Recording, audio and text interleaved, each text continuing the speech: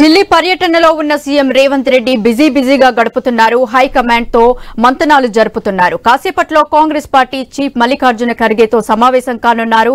స్థానిక ఎన్నికలపై చర్చించనున్నారు. అలాగే ఖర్గేతో భేటీ అనంతరం రాహుల్ గాంధీ, వేణుగోపాల్ ను కలిసే అవకాశం ఉంది.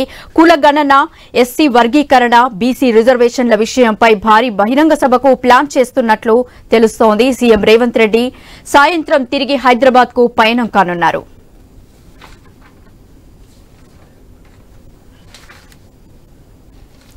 దీనిపై మరింత సమాచారం మా special correspondent Sunil phone line లో అందిస్తారు.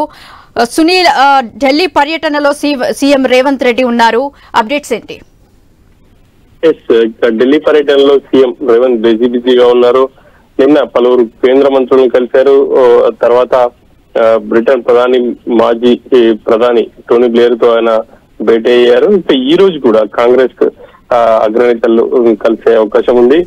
కాసేపట్లోనే ఏఐసిసి అధ్యక్షుడు మల్లికార్జున ఖర్గేతో భేటీ కాబోతున్నట్టు తెలుస్తుంది. ఇక ఈ భేటీలో ప్రధానంగా ఇప్పటి వరకు ఉన్నటువంటి అంటే మిగిలిపోయినటువంటి పార్టీ పదవులకు సంబంధించి వర్కింగ్ ప్రెసిడెంట్లు ఇంకా మిగతా అంశాలపై చర్చించబోతున్నారు. వర్కింగ్ ప్రెసిడెంట్ గా గతంలో 2 సార్లు పిసిసి నియామకం చేపట్టినప్పుడు 4 వర్కింగ్ ప్రెసిడెంట్లను నియమించారు. మరి ఈసారి ఈ వర్కింగ్ ప్రెసిడెంట్లకు కాంగ్రెస్ లో తీవ్ర పోటీ ఉంది.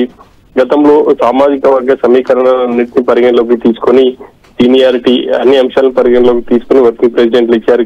ఈసారి ప్రస్తుతం బీసీగా ఉన్నటువంటి బీసీ సామాజిక వర్గానికి చెందిన మహేష్ కుమార్ గౌడ్ ప్రెసిడెంట్ ఉన్నారు. కాబట్టి ఇక వర్కింగ్ ప్రెసిడెంట్లు మిగతా వర్గాలకు ఎస్సీ, ఎస్టీ అదేవిధంగా ఇటు ఓసీలకు ఇవ్వాలి అని చెప్పేసి ఆలోచన చేస్తుంది. మరి ఇంకా దాంట్లో కూడా కొంతమంది సీనియర్ నేతల మధ్య తీవ్ర పోటీ ఉంది. ఆ కారణంగా వాయిదా పడుతూ వస్తుంది. ఇక పిసిసి ప్రకటించినప్పటికీ వర్కింగ్ ప్రెసిడెంట్ మాత్రం ప్రకటించలేదు. ఇక ఆ అంశంపై కేసీ వేణుగోపాల్ తో మాట్లాడి ఆ తర్వాత ఖర్గేతో కూడా చర్చించబోతున్నారు. నామినేటెడ్ పదవులు కావచ్చు.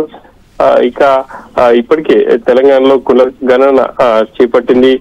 ఎస్సీ రిజర్వేషన్ వర్గీకరణ కూడా పూర్తయింది. కాబట్టి భారీ బహిరంగ సభలను ఏర్పాటు చేయాలని చెప్పేసి ఎప్పటి నుంచో కాంగ్రెస్ పార్టీ ప్లాన్ చేస్తా ఉంది. కానీ అగ్రనేతలు సమయం కుదరకపోవడంతో వాయిదా పడుతూ వస్తుంది. ఇక ఈసారి సభలకు సంబంధించి